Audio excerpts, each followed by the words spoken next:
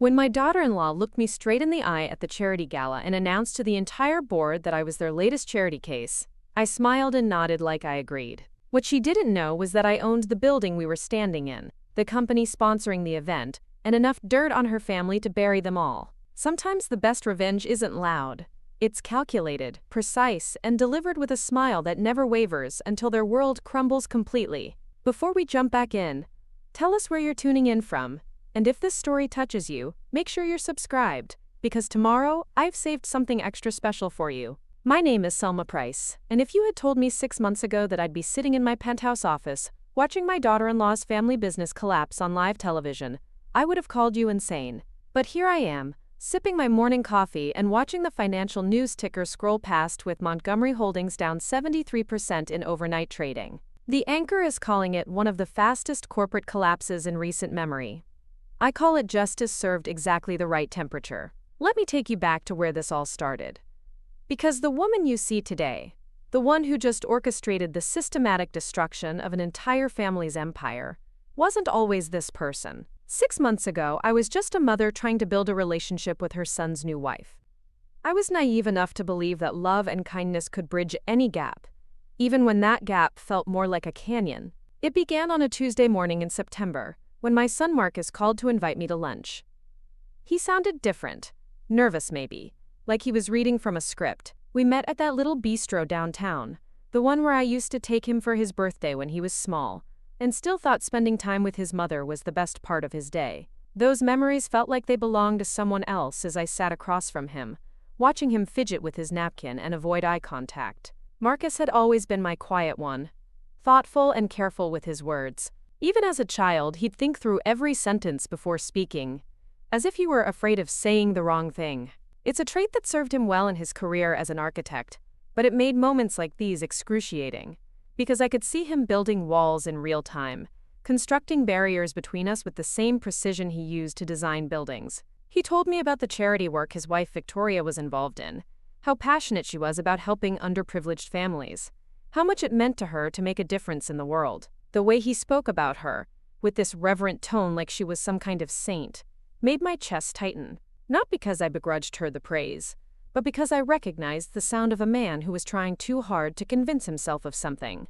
Victoria Montgomery had swept into Marcus's life like a hurricane, all designer clothes and charitable causes and connections to people who mattered. She came from old money, the kind that builds wings on hospitals and gets streets named after dead relatives. When Marcus first brought her home 2 years ago, I tried so hard to like her. I really did. I baked her favorite cookies, asked about her interests, complimented her clothes, did all the things mothers do when they're trying to welcome someone into their family. But there was something about the way she looked at my modest house, my secondhand furniture, my carefully budgeted lifestyle, that made me feel small. It wasn't anything she said directly. It was subtler than that. The way she'd pause before sitting on my couch, like she was checking for stains. The way she'd decline my offers of food with a tight smile and some excuse about dietary restrictions. The way she'd compliment my decorating choices in a tone that somehow made them sound pathetic. I told myself I was being oversensitive. After all, she came from a different world. My house probably did look shabby compared to the Montgomery estate, with its manicured gardens and marble everything. I had worked 3 jobs to put Marcus through college, saved every penny to give him opportunities I never had. But that meant sacrifices. It meant secondhand clothes, and generic groceries, and a 20-year-old car that got me where I needed to go, but wouldn't win any beauty contests. The lunch where everything started to unravel was supposed to be about Victoria's latest charity project. Marcus explained that she was organizing a fundraising gala for families in crisis. People who had lost their homes or their jobs, who needed help getting back on their feet. It was a worthy cause, the kind of thing I would have supported wholeheartedly under different circumstances. But then he got to the real reason for the lunch. "Victoria thinks you'd be perfect for the program," he said, still not meeting my eyes. "You know, as someone who could benefit from the services. She's put together this amazing network of resources, job placement assistance, financial counseling, that sort of thing." I set down my fork very carefully, the way you do when you're trying not to drop something fragile. "Benefit from the services," I repeated slowly. making sure I understood. You mean as a recipient? Marcus finally looked at me then, and I saw something in his expression that broke my heart. Embarrassment. He was embarrassed of me, of my life, of the fact that his mother wasn't wealthy enough to fit into his new world. It's not charity, Mom. It's more like community support. Victoria says there's no shame in accepting help when you need it. The irony wasn't lost on me. Victoria Montgomery, who had never worked a day in her life, who had inherited her wealth along with her trust fund and her sense of superiority, thought I needed help. Selma Price, who had clawed her way up from nothing, who had built a successful consulting business from the ground up, who owned properties in 3 states but lived modestly by choice, was being offered charity by a woman who wouldn't know real struggle if it slapped her with a foreclosure notice. But I didn't say any of that. Instead, I smiled and told Marcus I'd think about it. Because what else could I do? Tell my son that his wife was a condescending snob who had clearly poisoned his mind against his own mother? Explain that I probably had more money in my checking account than Victoria spent on shoes in a month, but I chose to live simply because I remembered what it was like to have nothing? I went home that afternoon and sat in my kitchen, the same kitchen where I'd helped Marcus with his homework every night, where I'd celebrated his acceptance to college, where I'd cried alone after his father left us when Marcus was 12. The house felt different somehow, smaller, like seeing it through Victoria's eyes had changed its dimensions. For the first time in years, I looked around and saw shabbiness instead of comfort, age instead of character. That's when I made my first mistake. I started doubting myself. Maybe Victoria was right. Maybe I was struggling more than I wanted to admit. Maybe my pride was getting in the way of accepting help I actually needed. I looked at my bank statements, my investment portfolios, my property deeds, and for a moment I wondered if I was being stubborn. Here was my son's wife trying to help, and I was sitting there feeling insulted instead of grateful. So I called Marcus back and told him I'd attend the charity event. I said I wanted to learn more about Victoria's work, maybe see if there was a way I could contribute. I didn't say that I wanted to contribute as a donor, not a recipient, because something in his voice told me that wasn't what they had in mind. I just said I'd be there, and he sounded so relieved that I almost changed my mind. The Montgomery family estate sat on 12 acres of manicured perfection in the most exclusive part of the city. Driving through the gates in my reliable but unremarkable sedan felt like entering a different world, one where money whispered instead of shouted, where wealth was displayed through understatement rather than ostentation.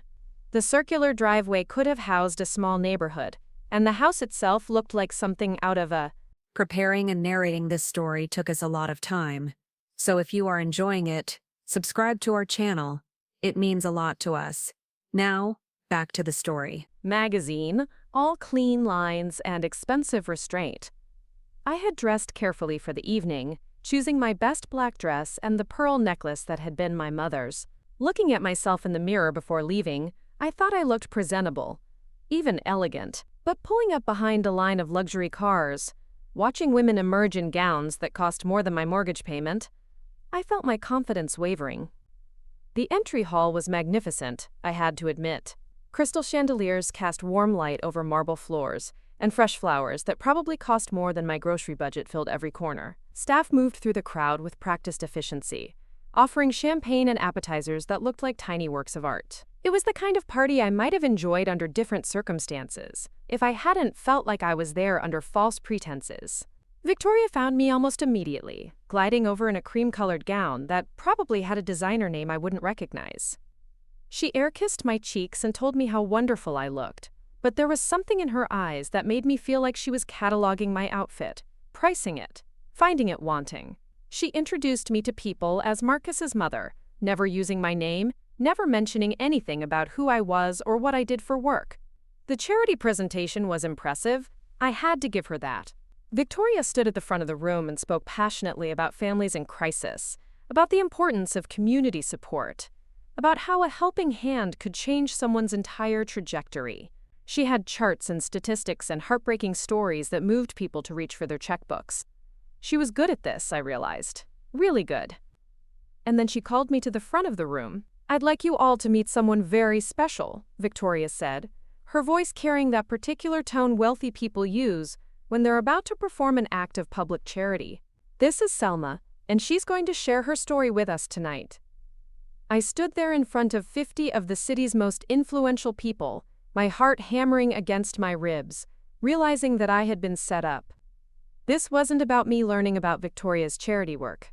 This was about me being the evening's entertainment, the real live poor person who would tug at heartstrings and open wallets. "Selma has been struggling since her divorce," Victoria continued, and I felt the blood drain from my face because how could she possibly know about my divorce when it had happened 15 years ago and I'd been financially stable for over a decade?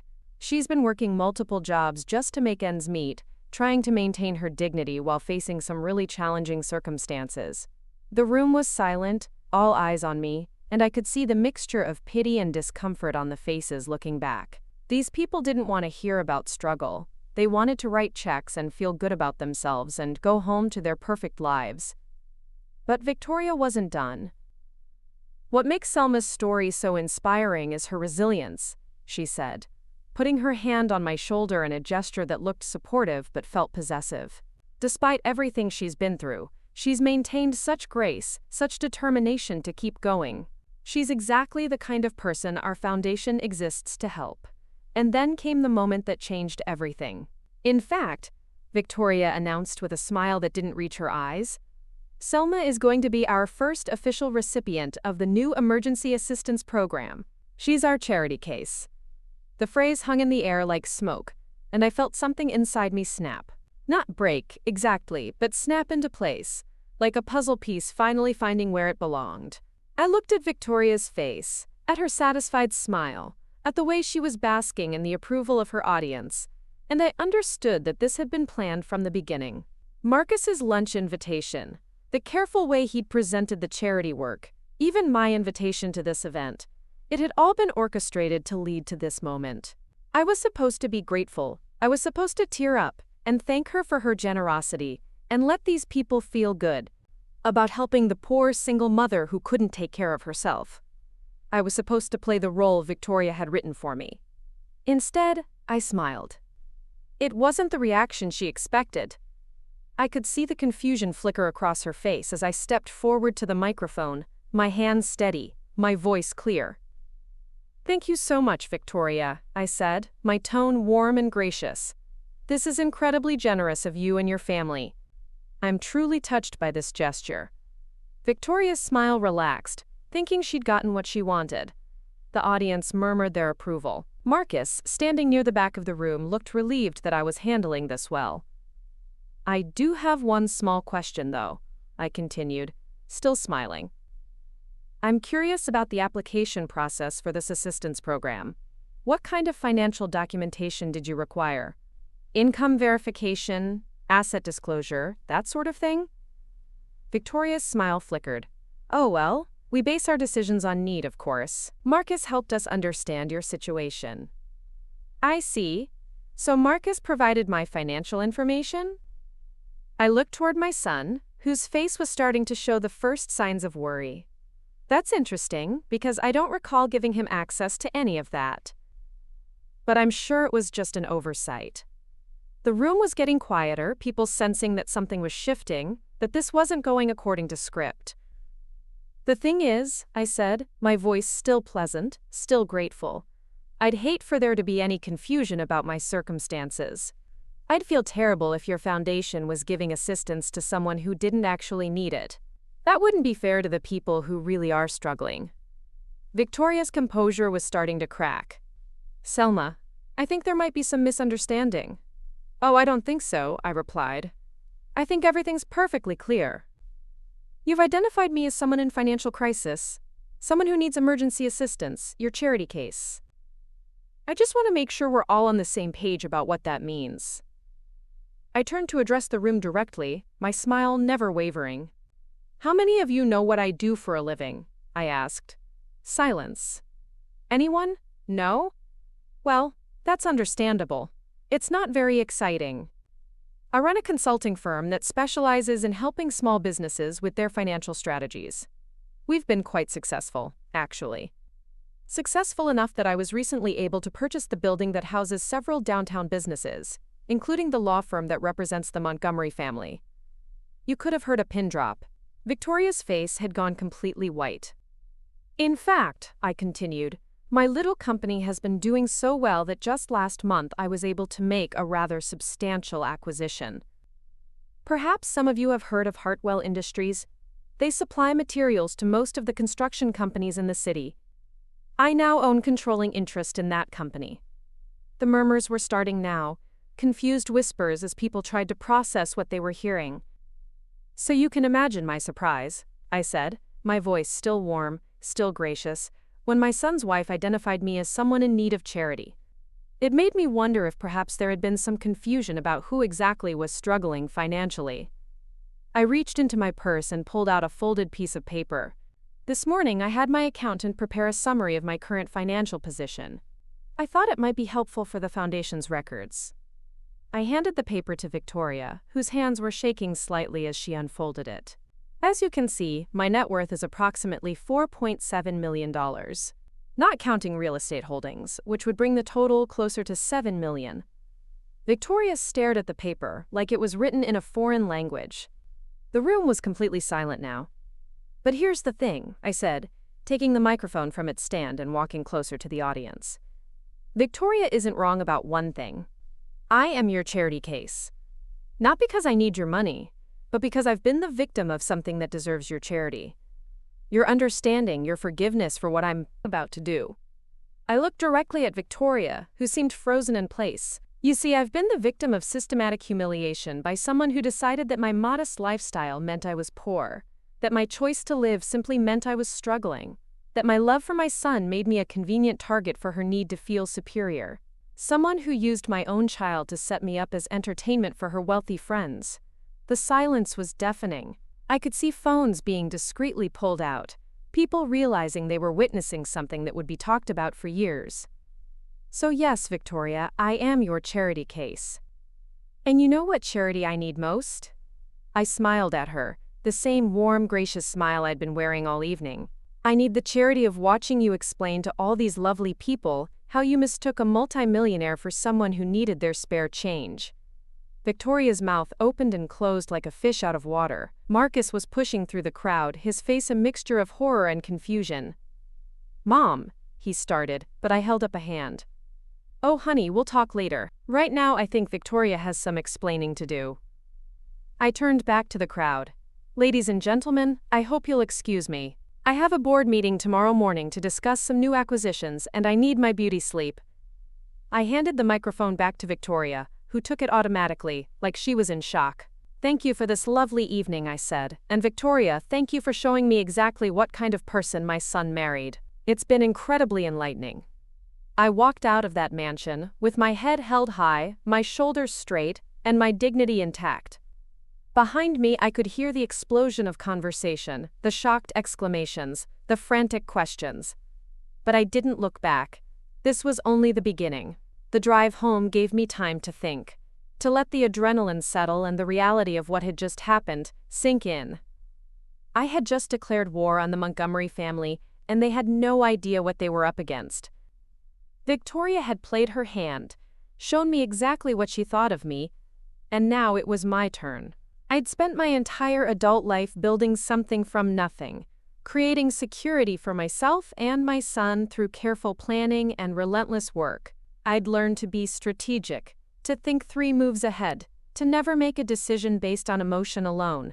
Those skills had made me wealthy. Now they were going to make me dangerous. By the time I pulled into my driveway, I had a plan. The next morning arrived with the kind of crisp autumn air that made everything feel possible, and I woke up with a clarity I hadn't experienced in months. My phone had been buzzing all night with calls and messages, but I'd turned it off after the 15th attempt from Marcus. There would be time for conversations later, but first, I had work to do. I made my coffee in the quiet of my kitchen, the same kitchen Victoria had probably dismissed as quaint and outdated during her single visit to my home. The irony wasn't lost on me that I was sitting in a house worth more than most people's retirement funds, drinking coffee from a mug Marcus had made me in his high school pottery class, planning the systematic dismantling of a family empire. Sometimes the most powerful moves come from the most ordinary places. My first call was to Patricia Hendricks, my attorney and one of the few people who knew the full extent of my business holdings. Patricia had been with me since the early days when I was just starting to expand beyond basic consulting, and she understood better than anyone how I operated. She picked up on the second ring, probably because she'd seen the morning news coverage of what the society pages were already calling the Charity Gala incident. "Selma," she said without preamble, "please tell me you're not about to do something that will land us both in legal trouble." "Good morning to you too, Patricia. And no, everything I'm planning is perfectly legal. Ruthless, perhaps, but legal." I took a sip of my coffee and settled into my favorite chair. "I need you to pull together all the documentation on our Montgomery Holdings research." There was a pause. Patricia knew about the research because I'd had her team compile it months ago, back when Marcus first started getting serious with Victoria. It wasn't spying exactly, just due diligence. When your son is involved with someone from a prominent family, you want to know what you're dealing with. What we'd found had been interesting, but not immediately useful. Now everything had changed. "Selma, whatever happened last night, maybe we should take some time to think through the implications before we act."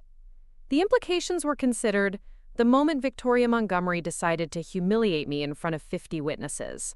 I said calmly, "The thinking phase is over, Patricia. Now we execute."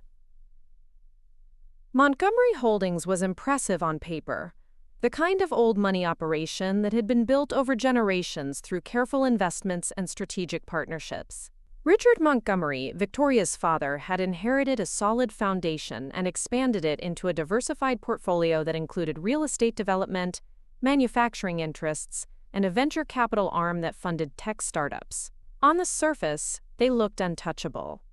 But surfaces can be deceiving, and Patricia's team had found the cracks in the foundation months ago. The Montgomery empire was heavily leveraged, dependent on a complex web of loans and credit arrangements that required constant refinancing. They owned beautiful assets, but they also owed massive amounts to various creditors, and their cash flow was more precarious than their lifestyle suggested. More importantly, Richard Montgomery had made some questionable decisions in recent years, chasing high-risk investments to maintain the family's lavish spending habits. The venture capital arm was bleeding money on failed tech startups. The real estate development projects were behind schedule and over budget, and several of their manufacturing contracts were tied to companies that were struggling in the current economic climate. "Pull everything," I told Patricia. "Financial statements, loan documents, partnership agreements, board meeting minutes. I want to know every vulnerability, every pressure point, every relationship that keeps their house of cards standing."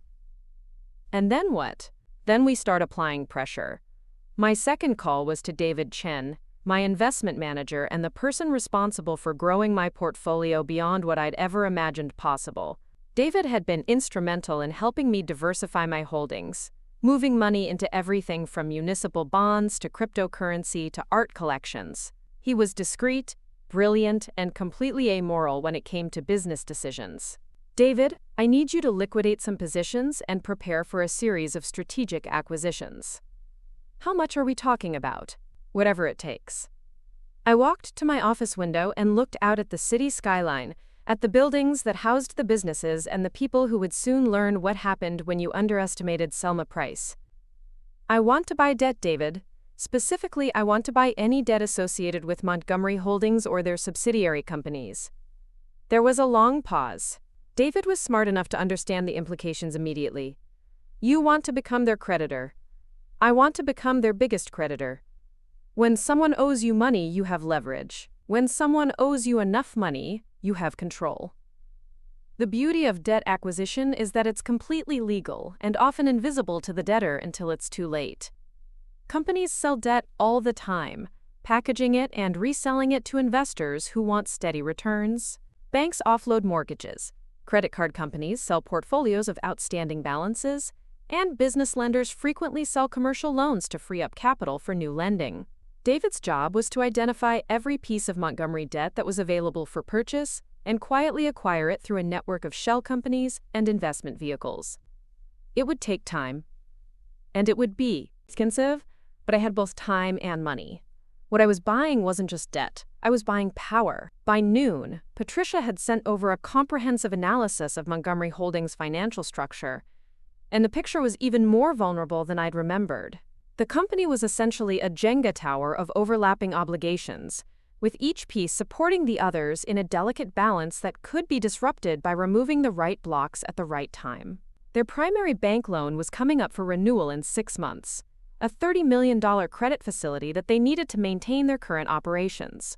Their real estate development arm had guaranteed completion dates on 3 major projects, with penalty clauses that would cost them millions if they missed their deadlines. Their manufacturing division had supply contracts with minimum volume requirements that would trigger breach of contract clauses if they couldn't maintain production levels. Any one of these pressure points might be manageable, but if several of them were activated simultaneously, the Montgomery empire would collapse faster than a house of cards in a hurricane. I spent the afternoon making calls, reaching out to contacts I'd cultivated over years of business dealings. The business world is smaller than people think, especially at the higher levels, and everyone knows everyone else. A word here, a suggestion there, a casual mention of concerns about a particular company's stability, and information starts flowing. Margaret Steinberg ran the commercial lending division at First National, where Montgomery Holdings maintained their primary credit facility. We'd worked together on several deals over the years, and she trusted my judgment about business risks. When I mentioned that I'd heard some concerning rumors about Montgomery's cash flow issues, she listened carefully. "Nothing concrete," I said, keeping my tone casual. "But you know how these old money families can be. Sometimes the lifestyle doesn't match the actual financial position."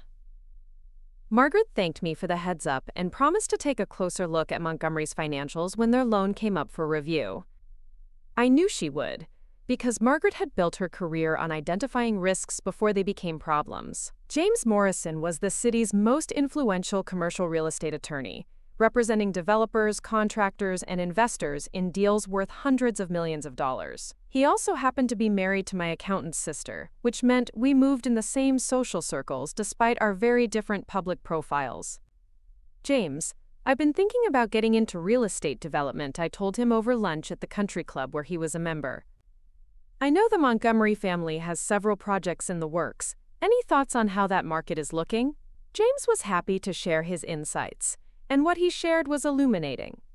The Montgomery projects were ambitious, perhaps too ambitious for the current market conditions. Construction costs were rising, permits were taking longer than expected, and presales weren't meeting projections. Richard Montgomery was putting on a good front, but James had heard whispers from contractors about delayed payments and change orders that suggested cash flow problems.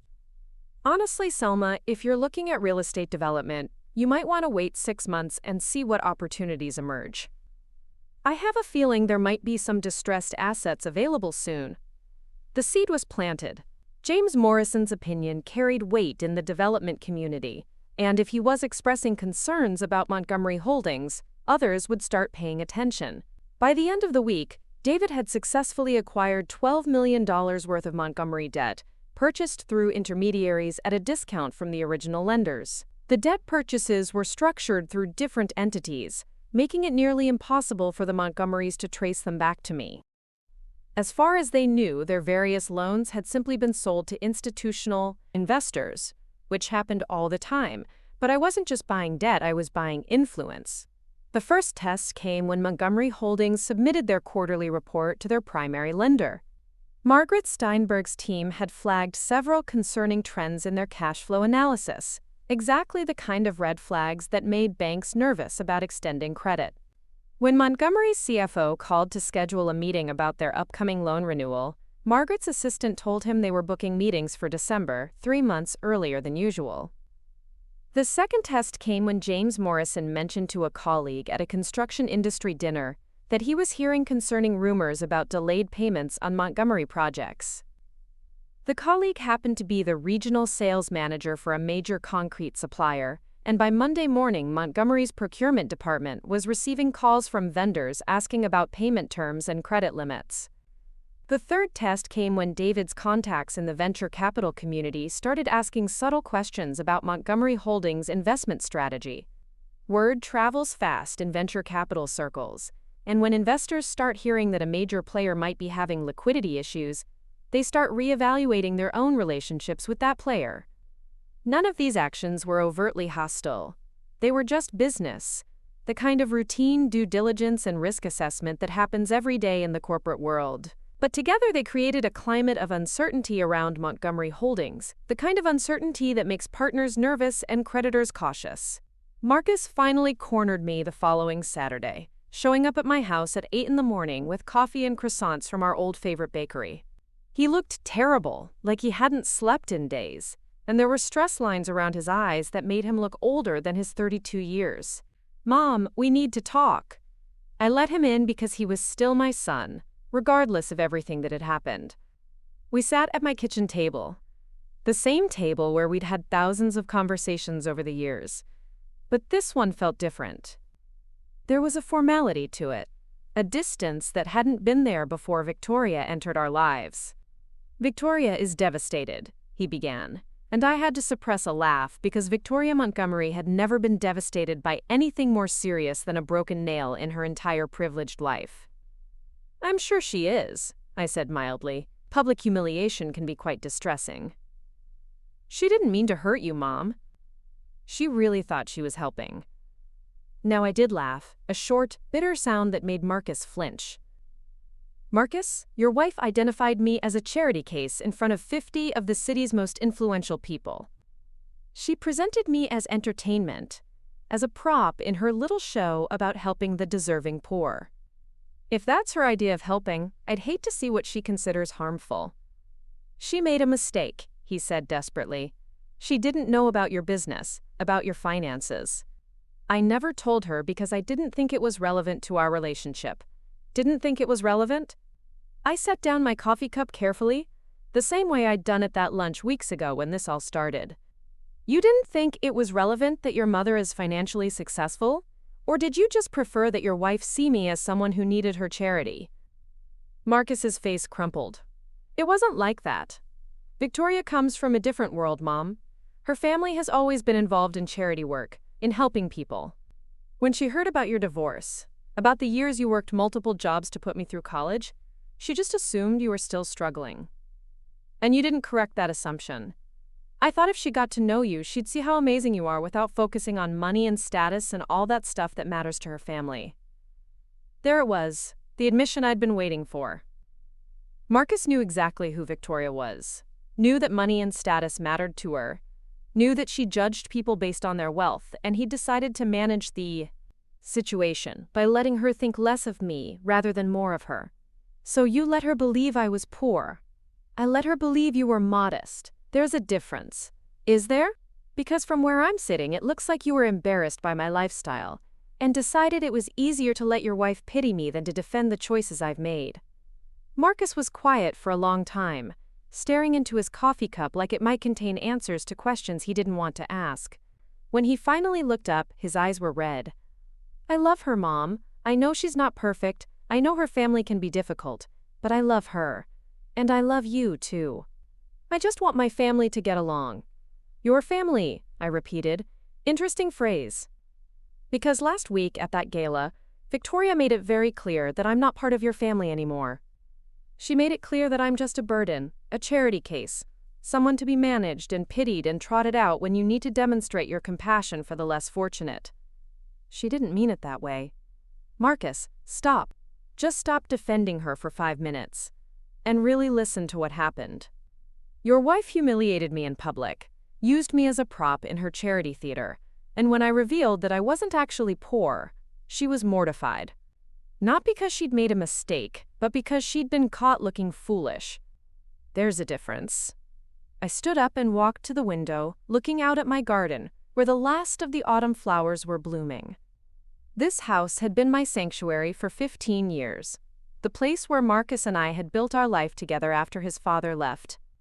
Now it felt like neutral territory, a demilitarized zone between two armies preparing for war.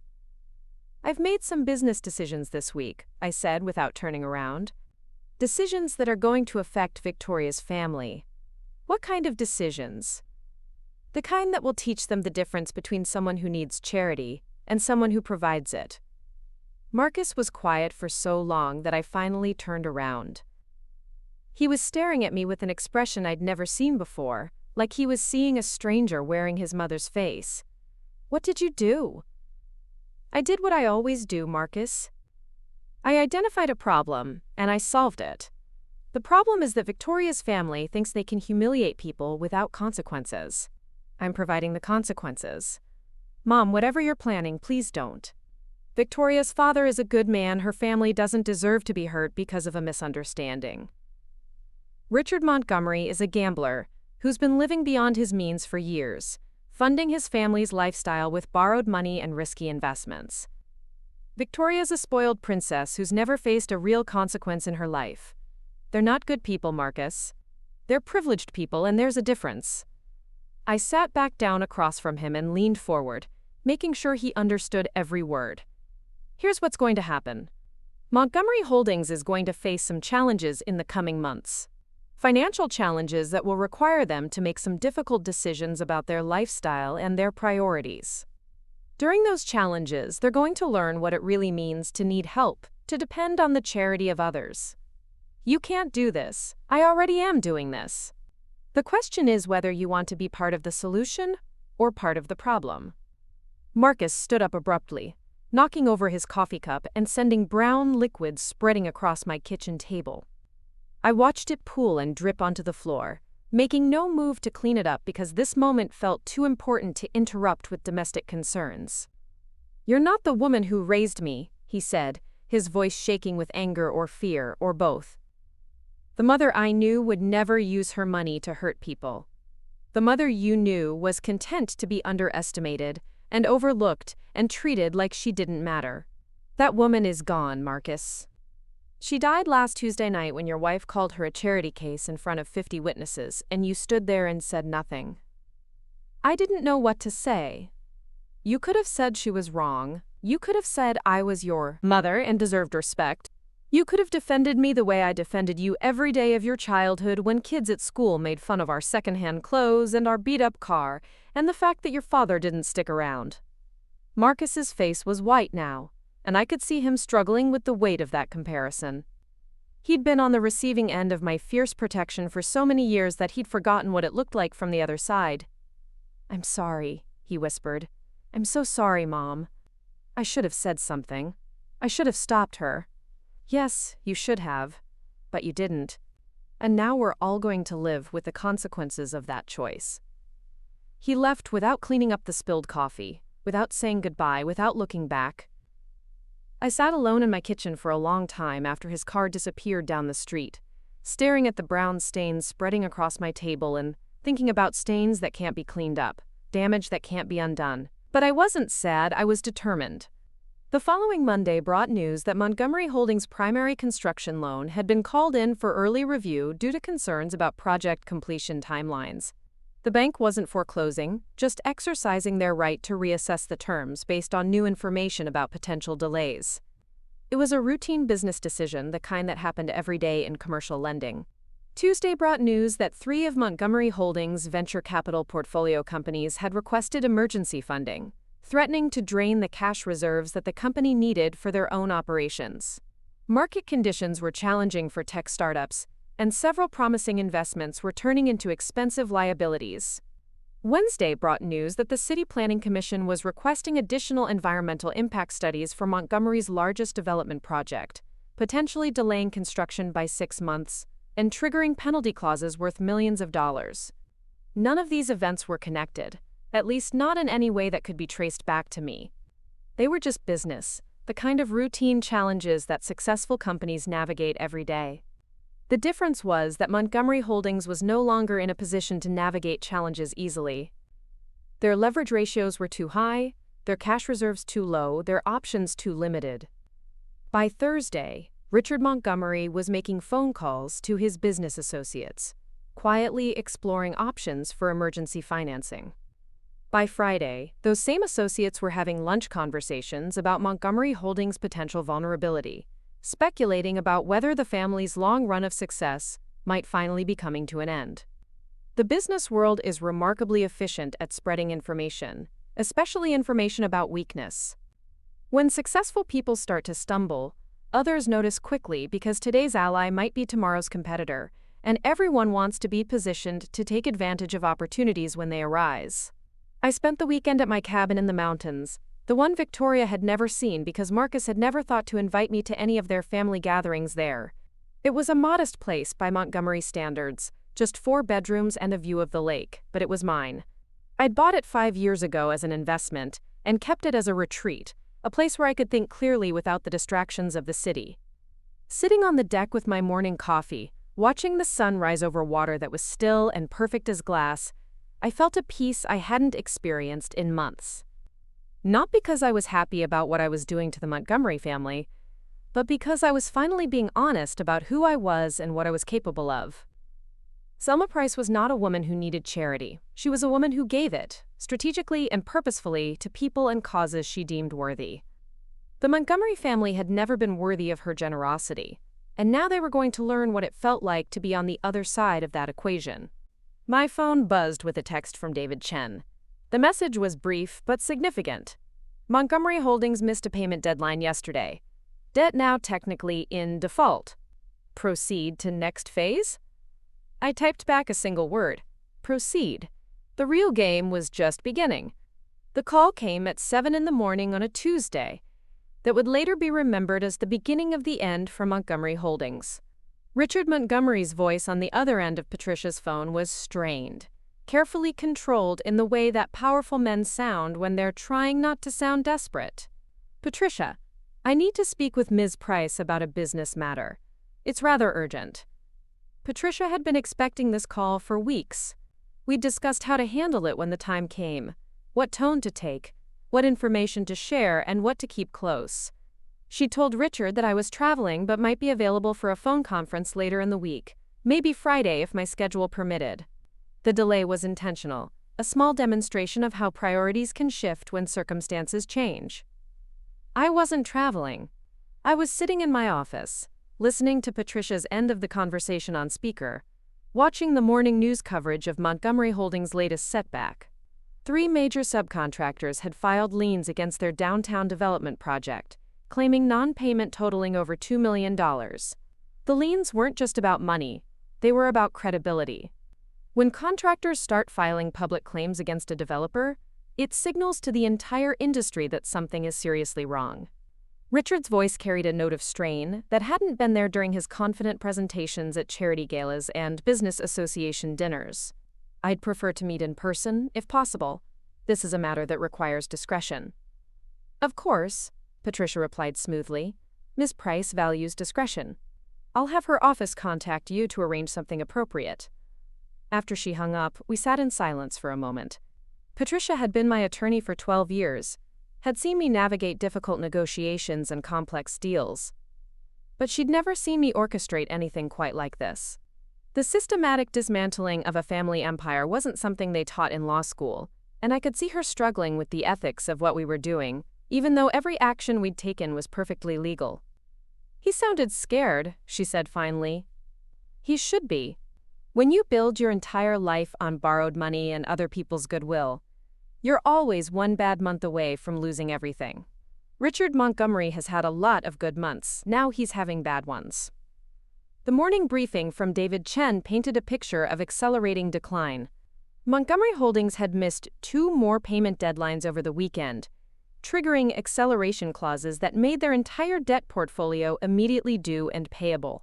Their primary bank had frozen their credit facility pending a comprehensive financial review. 3 of their venture capital investments had declared bankruptcy, wiping out millions in anticipated returns. More importantly, the vultures were circling. 2 major development companies had quietly approached the city about taking over Montgomery's stalled projects. A private equity firm known for aggressive acquisitions had started buying up shares in Montgomery Holdings' publicly traded subsidiaries. Word was spreading through the business community that the Montgomery empire was vulnerable, and in the business world, vulnerability attracts predators. The really interesting development, David continued, is that someone has been quietly approaching Montgomery's major creditors, offering to purchase their debt at a premium. Someone with very deep pockets who wants to consolidate Montgomery's obligations under a single entity. I smiled at that because David knew exactly who that someone was, even though we'd never discussed it explicitly. Through a complex network of shell companies and investment vehicles, I was systematically becoming Montgomery Holdings' largest creditor. Every loan, every credit facility, every outstanding obligation was being transferred to entities that I controlled. Soon, the Montgomery family would owe their entire fortune to a woman they'd dismissed as a charity case. The irony was delicious. But the strategy was purely practical. When you own someone's debt, you own their future.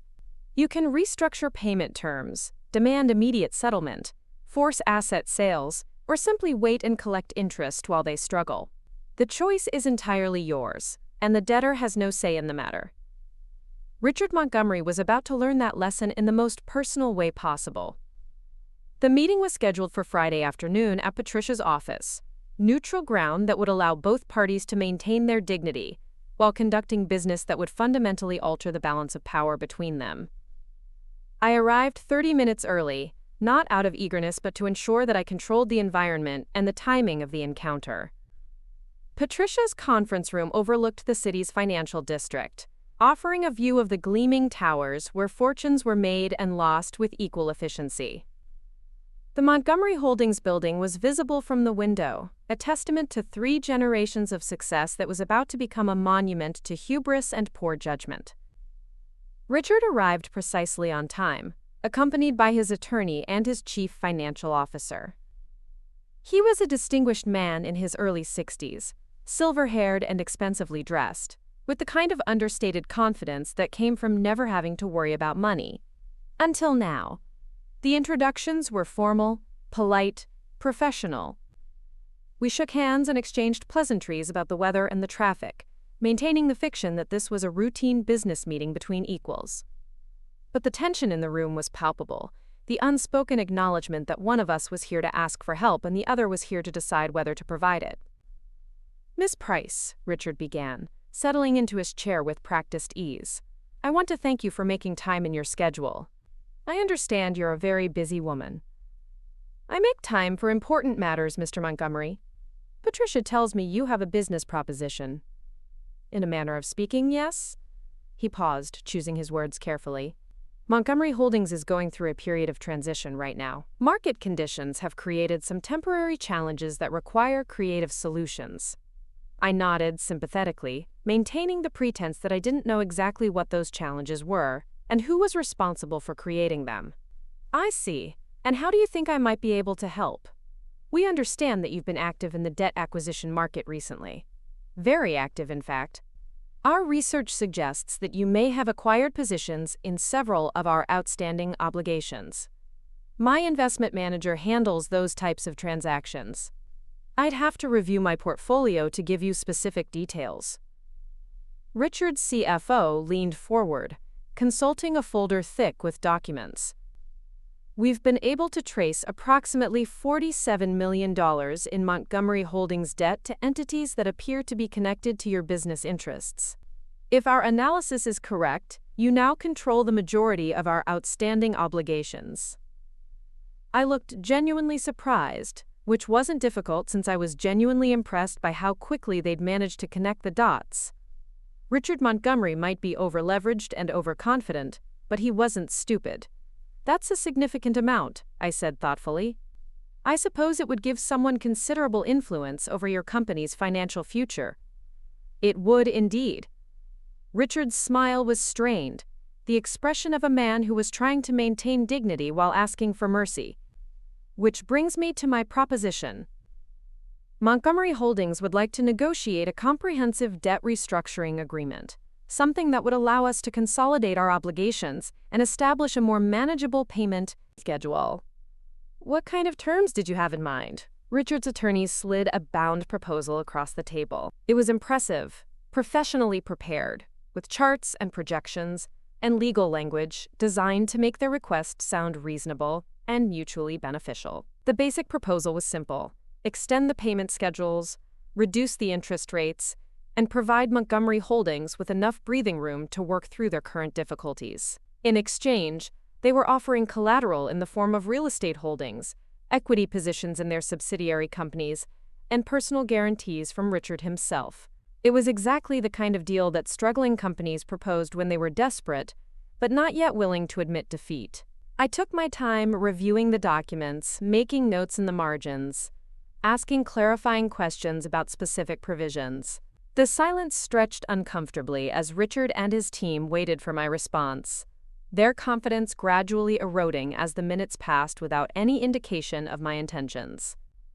"This is certainly comprehensive," I said finally, "but I'm curious about something. Why come to me specifically? Surely there are other investors, other institutions that might be interested in this type of arrangement." Richard exchanged glances with his advisors before answering. "To be frank, Ms. Price, you're in a unique position. Your debt holdings give you significant leverage over our operations, and your reputation in the business community is, well, let's just say people respect your judgment. If you were to publicly support a restructuring agreement, it would send a positive signal to our other creditors and business partners." "I see. So you're not just looking for financial relief, you're looking for credibility." "In a sense, yes." I closed the proposal and leaned back in my chair, studying Richard's face for any sign of understanding about what was really happening in this room. He looked hopeful, expectant, like a man who had presented a reasonable solution to a temporary problem and was waiting for confirmation that his reasoning was sound. "Mr. Montgomery, can I ask you a personal question?" "Of course. Do you remember meeting me before last week?" Richard's confusion was genuine. "I'm sorry. I don't follow." "We were introduced at your daughter's charity gala several months ago.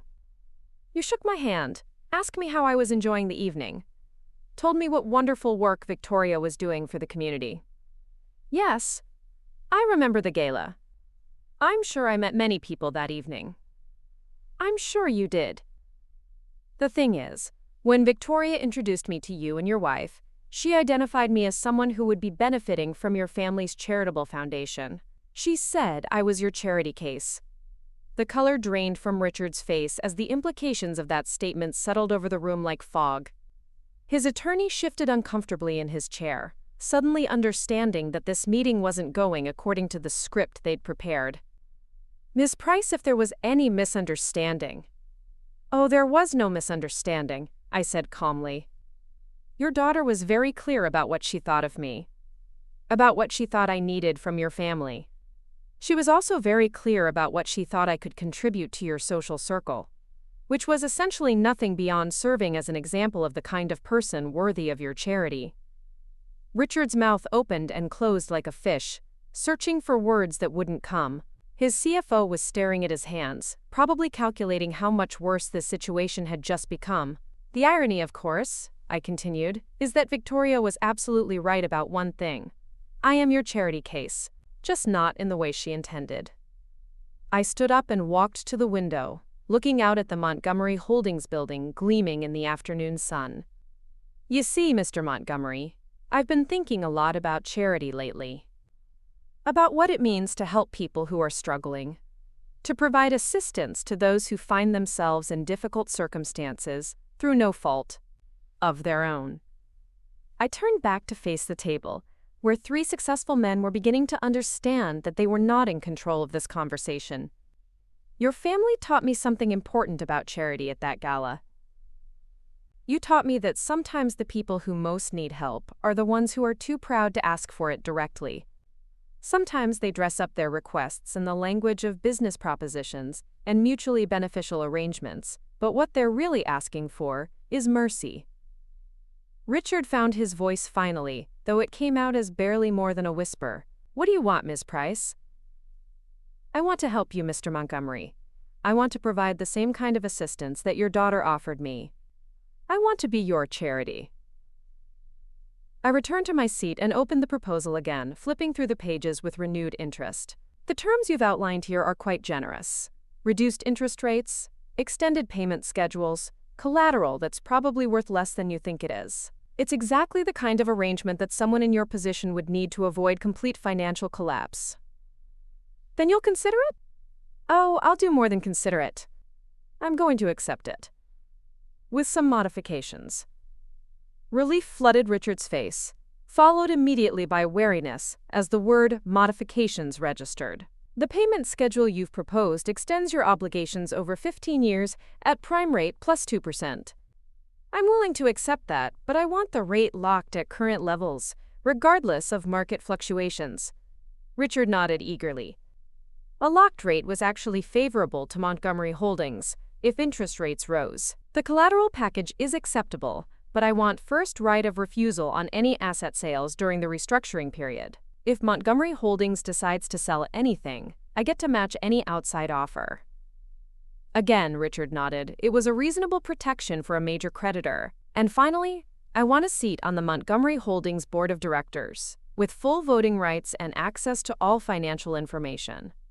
The room went silent. Richard's attorney leaned over and whispered urgently in his ear, but Richard waved him away. That's a significant level of oversight. It's a significant amount of debt, Mr. Montgomery. When someone owes you $47 million, you want to make sure they're making sound business decisions.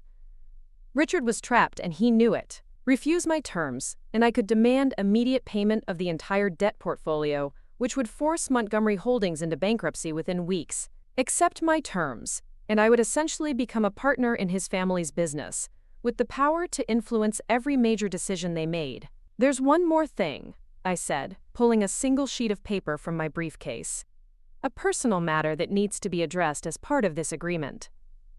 I slid the paper across the table. It was a simple document, professionally drafted but devastating in its implications. This is a formal apology letter from Victoria Montgomery to Selma Price, acknowledging her inappropriate behavior at the charity gala and requesting forgiveness for the humiliation she caused. The letter will be published in the Society section of the newspaper and posted on the Montgomery Foundation website. Richard stared at the document like it was written in a foreign language. You want my daughter to publicly apologize? I want your daughter to publicly acknowledge what she did. Charity should come with humility, Mr. Montgomery. Your daughter needs to learn what that looks like. And if she refuses?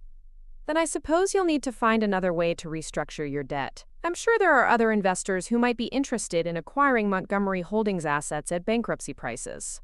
The silence stretched for several minutes, as Richard wrestled with the choice between his family's financial survival and his daughter's pride. His attorney was scribbling notes frantically, probably calculating the legal and financial consequences of each option. His CFO was staring at the ceiling, probably wondering how his career had led him to this moment.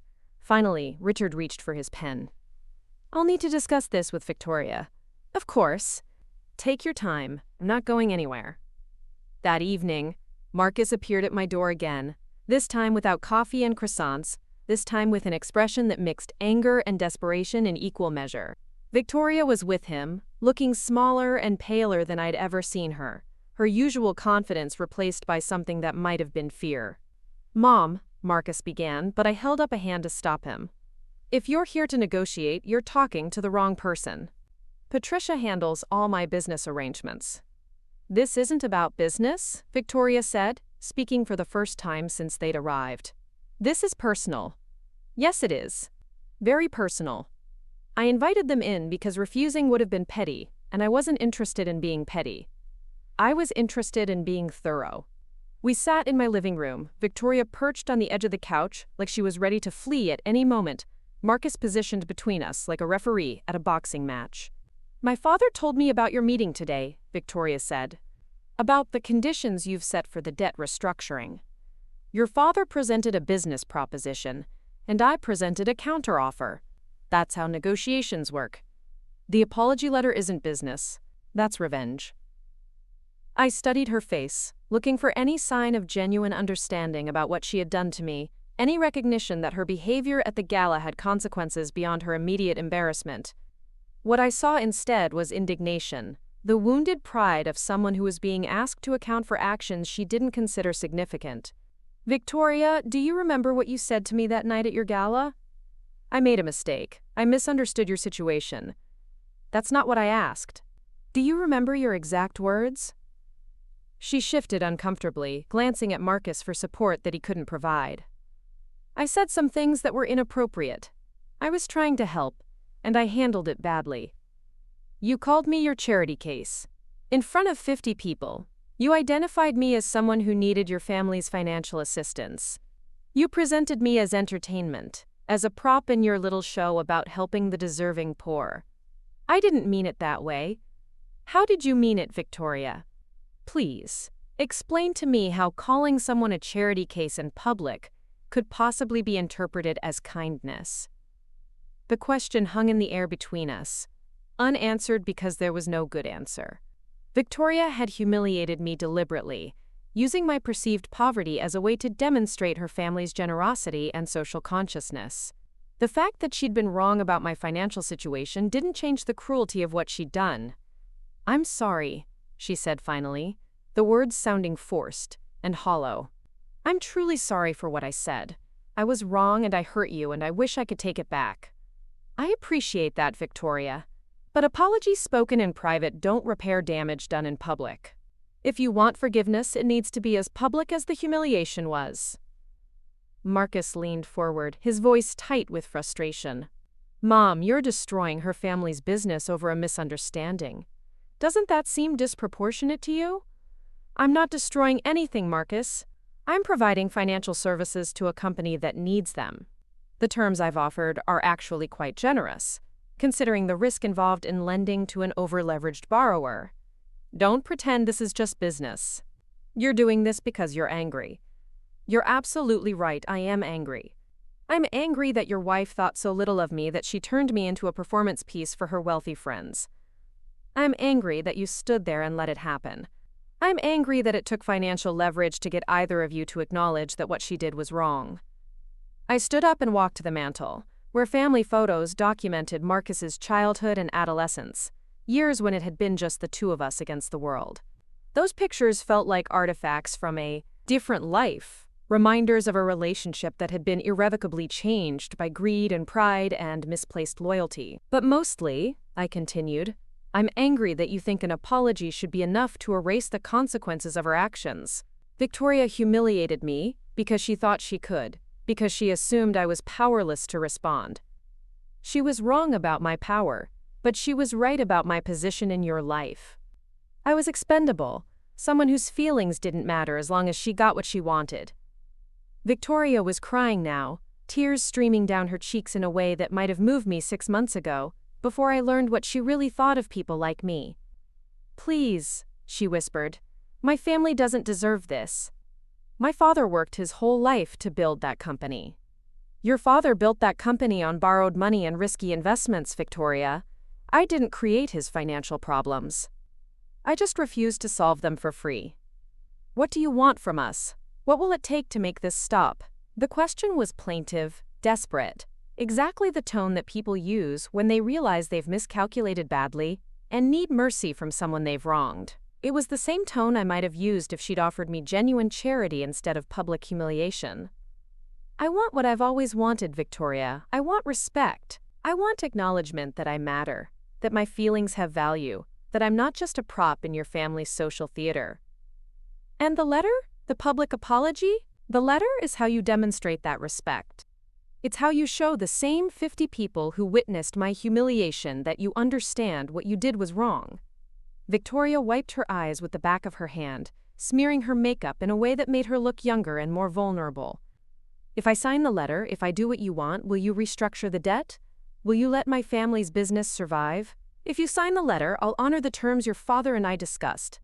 Your family's business will survive, probably even prosper, under proper financial management. And if I don't, then I suppose we'll see what Montgomery Holdings is worth in a bankruptcy sale." They left without signing anything, Victoria's sobs echoing in my hallway long after the door closed behind them. Marcus didn't look back, didn't say goodbye, didn't acknowledge that the woman who had raised him was sitting alone in the house where he'd grown up, wondering if saving her dignity was worth losing her son. But I wasn't wondering, not really. Some prices are worth paying, especially when the alternative is living the rest of your life as someone else's charity case. The letter arrived by courier the next morning, signed in Victoria's careful handwriting and notarized by her family's attorney. It was exactly what I'd requested: a formal acknowledgement of her inappropriate behavior, an apology for the humiliation she'd caused, and a commitment to treat all people with respect regardless of their perceived financial status. Patricia reviewed the document and confirmed that it met all the requirements we'd specified. The newspaper had already agreed to publish it in the Sunday Society section, and the Montgomery Foundation's website was prepared to post it alongside their other official statements. "Are you satisfied?" Patricia asked, looking at me with an expression I couldn't quite read. "I'm complete," I said, which wasn't the same thing but was more accurate. The debt restructuring agreement was signed that afternoon in a conference room filled with lawyers and accountants and documents that would govern the Montgomery family's financial future for the next 15 years. Richard Montgomery looked like he'd aged a decade in the past week, his silver hair seeming whiter, his confident demeanor replaced by the careful wariness of a man who had learned what it meant to depend on someone else's mercy. Victoria wasn't there. According to Marcus, she was at home, preparing for the social consequences of her public apology, trying to figure out how to maintain her status in circles where admitting fault was considered a sign of weakness. I signed the documents with a steady hand, officially becoming Montgomery Holdings' largest creditor and most influential board member. The irony wasn't lost on anyone in the room. The woman they'd dismissed as a charity case now controlled their financial destiny. But the real victory wasn't financial. It was the knowledge that Victoria Montgomery would wake up every morning for the next 15 years, knowing that her family's survival depended on the mercy of someone she'd tried to humiliate. Every board meeting, every financial decision, every strategic choice would require my approval. She had wanted to make me her charity case. Instead, I had made her family mine. And unlike her version of charity, mine came with both consequences and compassion, accountability and assistance. The Montgomery family would survive, even prosper, but they would do so under the guidance of someone who understood the difference between helping people and humiliating them. The lesson was expensive, but it was necessary. Sometimes the best charity you can give someone is teaching them what it feels like to need it. The Sunday Society section of the newspaper featured Victoria Montgomery's apology letter prominently, positioned between an announcement of the museum's upcoming gala and a profile of the city's newest philanthropic power couple. The headline read, "Montgomery Foundation Director Issues Public Apology," and the photograph showed Victoria looking appropriately contrite and humble. I read the letter over my morning coffee, savoring each carefully crafted sentence that acknowledged her mistakes and promised to do better in the future. The comments section online was already buzzing with speculation about what had prompted such an unusual public statement from someone in Victoria's social position. The society crowd lived for this kind of drama, the rare moment when one of their own was forced to show vulnerability. My phone had been ringing all morning with calls from reporters wanting comment, business associates seeking clarification about my new relationship with Montgomery Holdings, and old friends who had heard rumors about my involvement in the Montgomery family's recent troubles. I let them all go to voicemail because today wasn't about managing public relations or explaining my actions to people who wouldn't understand them anyway. Today was about watching the final pieces of my plan fall into place. The first Montgomery Holdings board meeting under the new structure was scheduled for Tuesday morning, and I arrived early to familiarize myself with the executive conference room that would become my second office for the foreseeable future. The room was impressive in the understated way that old money preferred, with dark wood paneling, leather chairs, and oil paintings of distinguished men who had built the company over 3 generations.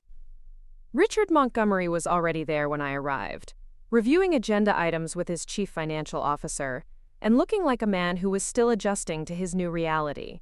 He greeted me politely, professionally, with none of the condescension that had characterized our previous interactions. Financial leverage has a way of clarifying relationships, stripping away pretense and forcing people to deal with each other honestly.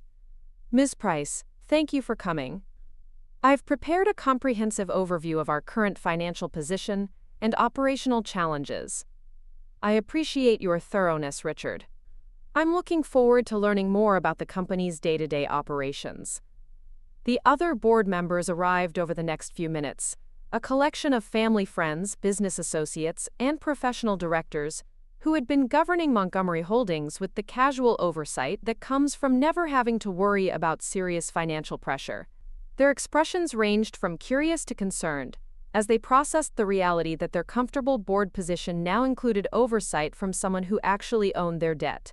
The meeting itself was Fascinating. A masterclass in corporate dynamics and the subtle ways that power shifts reshape relationships. Richard presented the quarterly financial reports with the kind of detailed analysis that suggested he'd been preparing for weeks, anticipating questions and concerns that had never been raised in previous meetings when the company's survival wasn't in question. The numbers painted a sobering picture of Montgomery Holdings' financial position, even more precarious than I'd realized, despite months of research and planning. The company was hemorrhaging cash at an unsustainable rate, funding their lavish lifestyle and ambitious projects with borrowed money that was becoming increasingly expensive to service. Without the debt restructuring, they would have been forced into bankruptcy within 60 days. Our immediate priority, Richard explained, is stabilizing our cash flow and reducing our operational expenses. We've identified several areas where we can achieve significant savings without compromising our core business activities. I reviewed the proposed cost-cutting measures with interest, noting that they included reductions in executive compensation, elimination of several luxury perks, and the sale of non-essential assets like the family's collection of vacation homes and recreational vehicles. It was exactly the kind of belt-tightening that successful companies implemented during difficult periods, the kind of discipline that the Montgomery family had never needed to exercise before. These are reasonable steps, I said, but I think we need to be more aggressive about restructuring the company's priorities. Montgomery Holdings has been operating like a lifestyle business, rather than a profit-driven enterprise. The comment sparked the first real discussion of the meeting, with several board members pushing back against the implication that the company had been poorly managed. But the financial data was undeniable, and gradually the conversation shifted from defensiveness to problem-solving, as everyone recognized that dramatic changes were necessary for survival.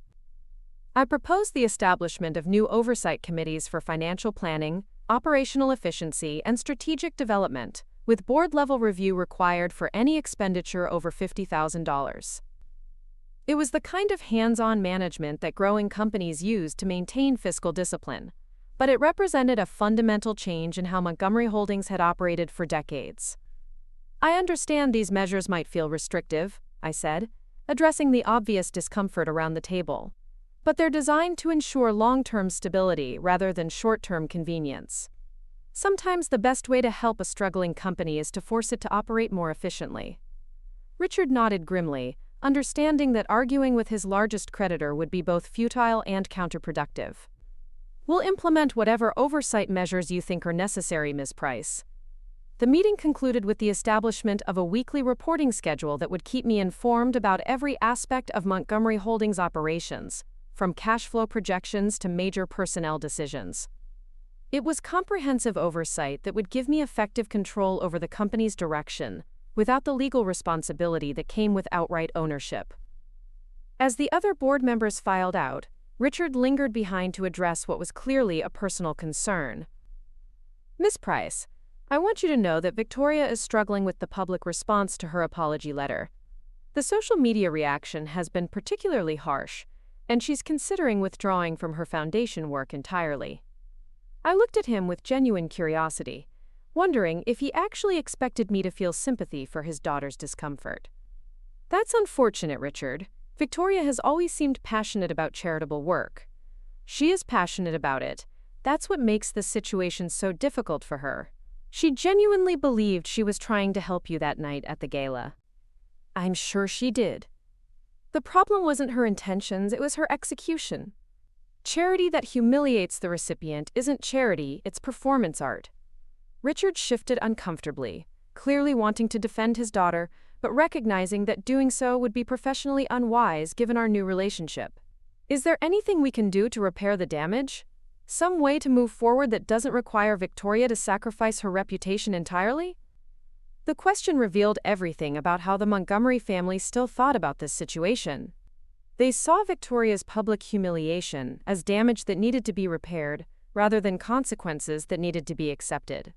They wanted absolution without genuine accountability, forgiveness without real change.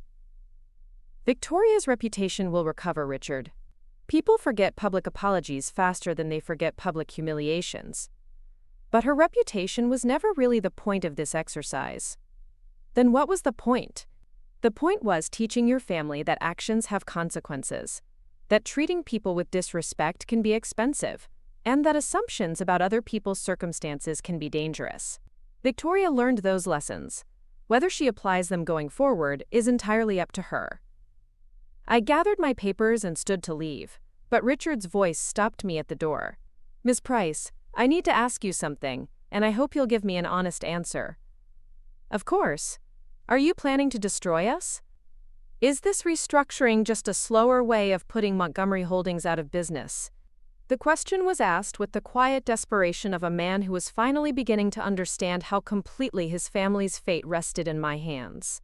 I could bankrupt them tomorrow if I chose to, demand immediate payment of debts they couldn't possibly cover, force asset sales that would leave them with nothing but memories of their former prominence. "Richard, if I wanted to destroy Montgomery Holdings, I wouldn't have offered you a restructuring agreement. I would have simply called in your loans and watched you file for bankruptcy. The fact that we're sitting here having this conversation should tell you something about my intentions. Then what do you want from us?" "I want you to succeed, but I want you to succeed honestly. I want Montgomery Holdings to become a company that earns its profits rather than borrowing them, that treats people with respect rather than condescension, that understands the difference between helping people and using them for entertainment." I paused at the door, looking back at a man who had spent his entire life believing that wealth made him untouchable, that his family's social position protected them from the consequences of their actions. "Your daughter taught me something important about charity, Richard. She taught me that the most valuable gift you can give someone isn't money or assistance. It's the opportunity to learn from their mistakes. I'm giving your family that opportunity.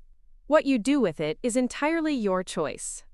The transformation of Montgomery Holdings over the following months was remarkable to witness, the kind of corporate turnaround that business schools would probably study for years to come.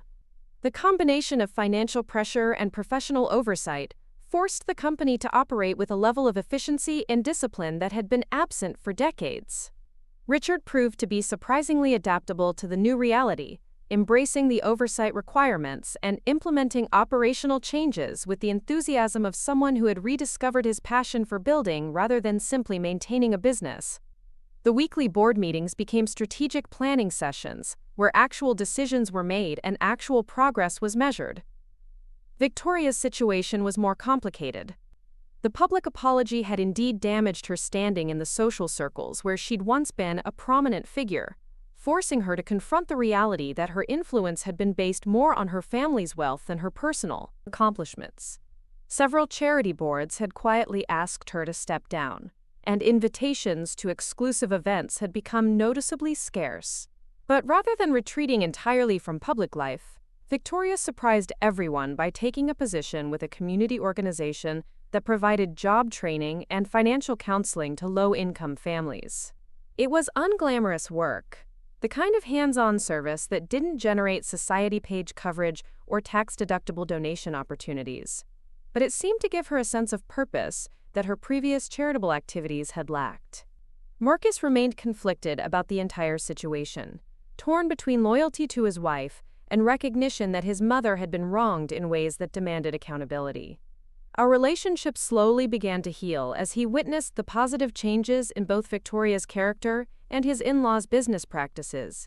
But it would never return to the uncomplicated affection we'd shared before he chose sides in a conflict where neutrality had been impossible. The real measure of success came 6 months after the restructuring agreement was signed, when Montgomery Holdings posted its first profitable quarter in over 2 years. The company had shed its excessive overhead, focused on core business activities, and implemented financial controls that ensured sustainable growth rather than debt-funded expansion. At the quarterly board meeting where those results were announced, Richard presented a comprehensive 5-year strategic plan that emphasized conservative growth, debt reduction, and operational excellence. It was the kind of business plan that demonstrated genuine understanding of financial responsibility and long-term thinking. "I want to thank Ms. Price for her guidance during this transition period," Richard said, addressing the full board. "Her oversight has been invaluable in helping us refocus our priorities and rebuild our foundation for sustainable success." The thanks were genuine, offered by a man who had come to understand that the best assistance often comes disguised as pressure rather than permission.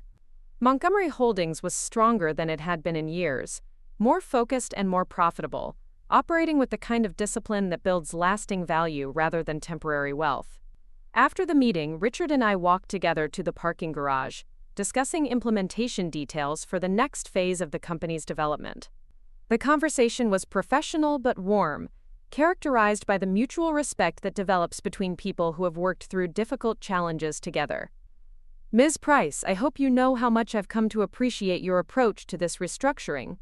You could have demanded much harsher terms, been much more punitive in your requirements. Punishment wasn't the goal, Richard. Education was the goal.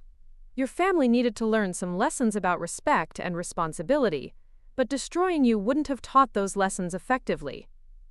Victoria understands that now. She's asked me to tell you that she's grateful for the opportunity to make amends, even though the process has been difficult for her. Difficult processes often produce the most valuable results. How is she adapting to her new work? Better than I expected, honestly. She comes home exhausted but fulfilled in a way I haven't seen in years. The families she works with don't care about her social connections or her family's money. They care about whether she can help them find jobs and manage their finances. It's been humbling for her, but in a positive way. We reached my car, a modest sedan that had raised eyebrows in this parking garage full of luxury vehicles when I first started attending board meetings. Now it seemed fitting, a reminder that true wealth doesn't need to announce itself through ostentatious displays. Richard, can I give you some advice about your daughter? Of course. Don't let her retreat entirely from her charitable interests. Victoria has genuine compassion and real organizational skills. The problem was never her desire to help people, it was her assumption that she understood what people needed without bothering to ask them. Her new position is teaching her to listen rather than lecture. That's a valuable skill that will serve her well in any charitable work she chooses to pursue. Richard smiled, the first genuinely relaxed expression I'd seen from him since this entire situation began. I'll pass that along. She's been wondering if she'll ever be welcome in philanthropic circles again. She will, but she'll approach it differently. And when she does, she'll be more effective than she ever was before, because she'll understand the difference between helping people and helping herself feel good about helping people. The following week brought news that Victoria had been offered a position with the Regional United Way organization, developing programs for financial literacy and job placement. It was a significant role with genuine responsibilities, the kind of position that would allow her to rebuild her reputation through actual accomplishment rather than social connections. Marcus called to tell me about Victoria's new opportunity, his voice carrying a mixture of pride and relief that suggested his wife was finally finding her way back to a version of herself that he could respect. She's nervous about taking the job, he admitted. She's afraid she doesn't have the right experience, that people will think she's only being offered the position because of her family's connections. What do you think? I think she's probably right about people's assumptions, but I also think she's earned the chance to prove them wrong. The work she's been doing with the community organization has been genuinely impressive. She's learned skills she never had before, developed relationships with people she never would have met through her old social circles. Then she should take the job and demonstrate what she's learned. Reputation is built through consistent action over time, not through single gestures or public statements. She wanted me to ask you something, but she was too embarrassed to call herself. What did she want to ask? Whether you think she deserves the opportunity, whether you believe she's actually changed, or if she's just adapting to circumstances. The question revealed more about Victoria's mental state than hours of conversation could have conveyed. She was genuinely struggling with self-doubt, questioning her own motivations and abilities in ways that suggested real introspection rather than surface-level regret. Tell Victoria that the only person who can answer that question is Victoria. But if she's asking it seriously, if she's genuinely examining her own motivations and behavior, then she's already demonstrated more self-awareness than she showed during the entire time I've known her. I'll tell her. And Mom? Yes. Thank you for everything. I know this has been hard on our family, but I think we're all better people because of it. I'm sorry it took so long for me to understand what you were trying to accomplish. The apology was offered simply, without drama or elaborate explanation. But it carried the weight of genuine recognition and regret. Marcus had finally understood that protecting Victoria from consequences wasn't the same as protecting their marriage, that enabling her worst impulses hadn't been an act of love, but an act of cowardice. I appreciate that, Marcus. Family relationships survive challenges when everyone involved is willing to grow and change. Your wife has been doing the hard work of examining her own behavior. That takes courage. She's been talking about wanting to invite you to dinner, to start rebuilding a relationship with you that isn't based on conflict or obligation. I'd be open to that when she's ready, but only when she's ready to have a genuine conversation, not when she's looking for absolution or approval. I think she's getting there. The work she's been doing has taught her to listen to people rather than talking at them. She's learned that real charity requires understanding what people actually need, rather than assuming what they should want. The dinner invitation came 3 weeks later, delivered personally by Victoria herself, who appeared at my door on a Saturday evening with a handwritten note and a nervous smile. She looked different than she had during our previous encounters, less polished but more genuine, wearing simple clothes that suggested she was learning to value comfort over appearance. Miss Price, I hope I'm not intruding by coming by unannounced. I wanted to give you this personally rather than mailing it or having Marcus deliver it. The note was written on plain stationery rather than the embossed letterhead she'd used for formal correspondence, and the invitation was simple and direct. Dinner at their home the following Saturday, just the 3 of us. No agenda beyond conversation and the hope of building a better relationship. I'd be happy to join you for dinner, Victoria. Thank you for the invitation. I also wanted to tell you about my new position with United Way, and to thank you for the advice you gave my father about not abandoning charitable work entirely. I'm glad you found an opportunity that matches your interests and skills. Marcus tells me you're excited about the new challenges. I am, though I'm also terrified. The work is so different from what I did before. It requires actually listening to people, understanding their specific circumstances, rather than making assumptions about what they need. It's humbling in ways I didn't expect. Victoria's admission revealed more personal growth than months of formal apologies could have demonstrated. She was acknowledging her previous failures not as mistakes to be excused, but as learning opportunities that had prepared her for more meaningful work. The best charitable work is always humbling, Victoria. When you genuinely connect with people who are struggling, you realize how little you actually understand about their lives and their needs. That recognition is the beginning of real empathy. I'm learning that. I'm also learning how much damage can be done by people who mean well, but don't take the time to understand the impact of their actions. The conversation was brief but significant, characterized by the kind of honest reflection that suggested Victoria was developing genuine self-awareness, rather than simply adapting her behavior to avoid further consequences. When she left, I felt cautiously optimistic about the possibility of building a constructive relationship with my daughter-in-law. The dinner the following Saturday was surprisingly pleasant, free from the tension and underlying conflict that had characterized our previous interactions. Victoria had prepared the meal herself rather than hiring caterers, and the conversation flowed naturally from discussion of her new work to Marcus's latest architectural projects to my own business interests. I've been reading about your consulting firm, Victoria said during dessert. I had no idea how extensive your business holdings were. It must have been frustrating to have people make assumptions about your financial situation. It was more than frustrating, Victoria. It was insulting. But the experience taught me something important about how easy it is to misjudge people based on superficial observations. I've been thinking about that a lot lately, especially in my new work. The families I counsel have taught me that dignity doesn't depend on income level, that people can be struggling financially while still being intelligent, capable, and deserving of respect. The observation demonstrated exactly the kind of understanding that I'd hoped Victoria would develop through this experience. She was learning to separate financial circumstances from personal worth, to recognize that needing assistance didn't diminish someone's fundamental dignity. That's a lesson that will serve you well in any charitable work you pursue, I said. The most effective philanthropy comes from recognizing people's strengths rather than focusing exclusively on their needs. I'm beginning to understand that. In my previous foundation work, I think I was more interested in feeling good about helping people than I was in actually helping them effectively. The difference matters more than I realized.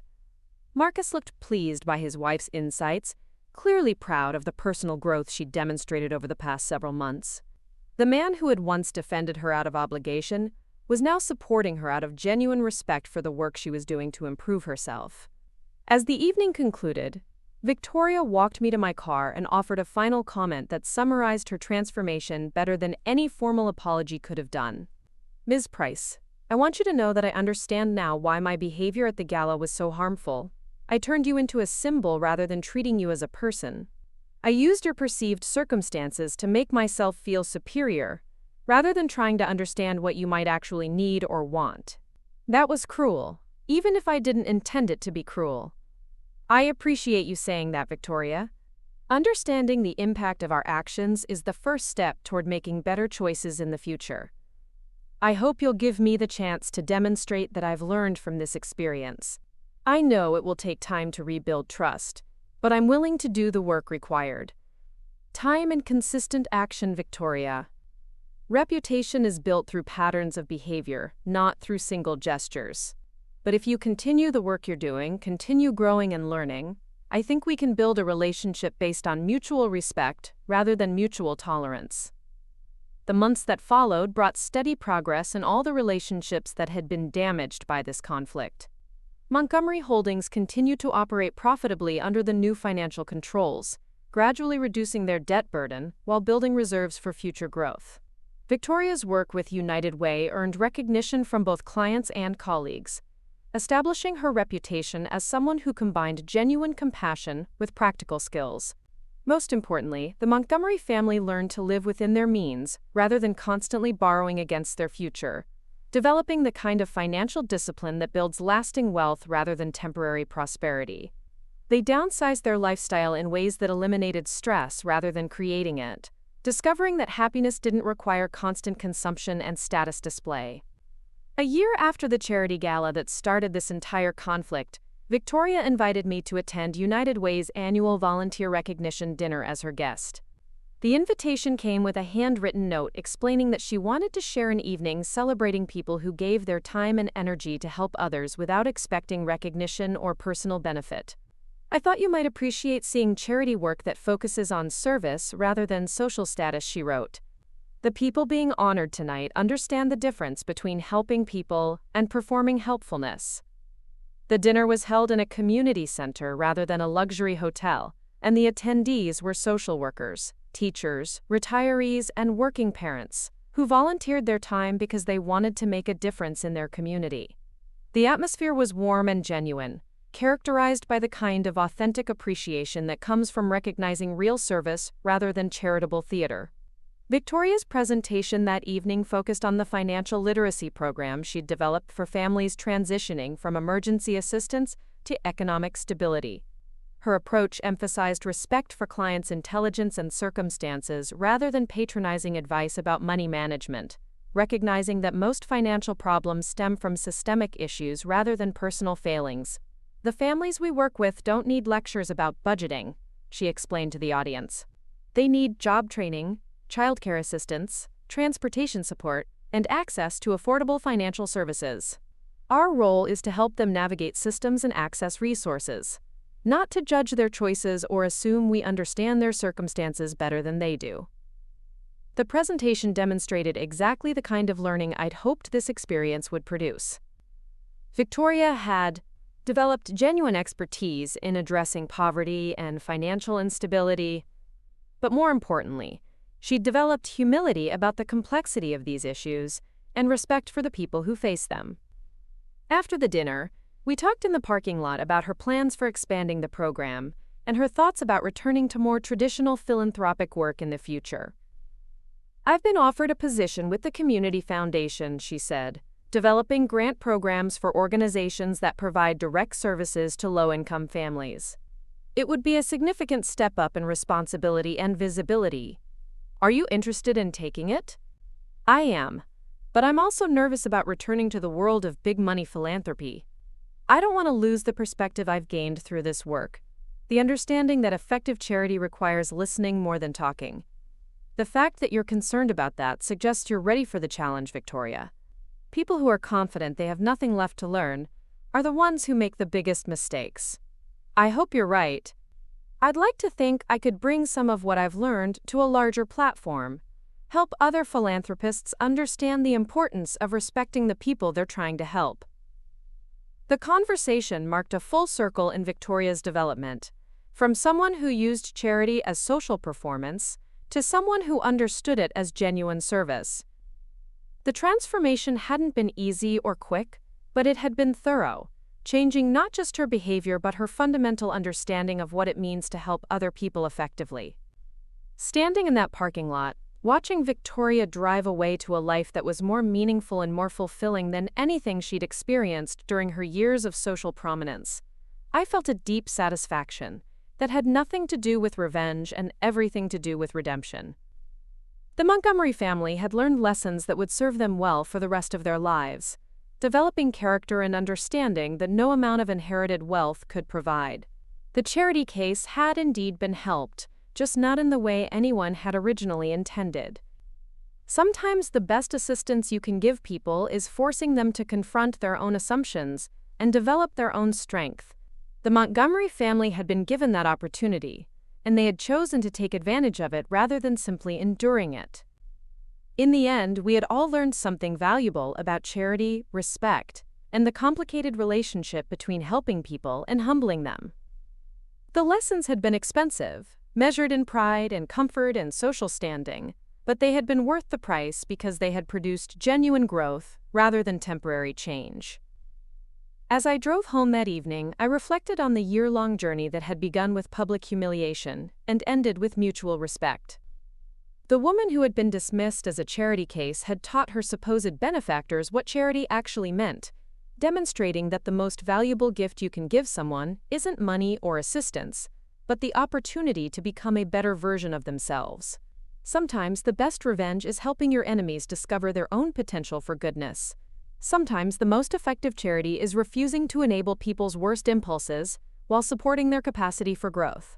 And sometimes the most powerful response to being underestimated is proving that everyone involved deserves better than the low expectations that created the conflict in the first place. The Montgomery family would never again mistake financial circumstances for personal worth, would never again assume that needing help diminished someone's fundamental dignity. Those lessons would influence every charitable decision they made, every relationship they built, every interaction they had with people who might need their assistance. And I would never again doubt my own worth or allow anyone else to define my value based on their limited understanding of my circumstances.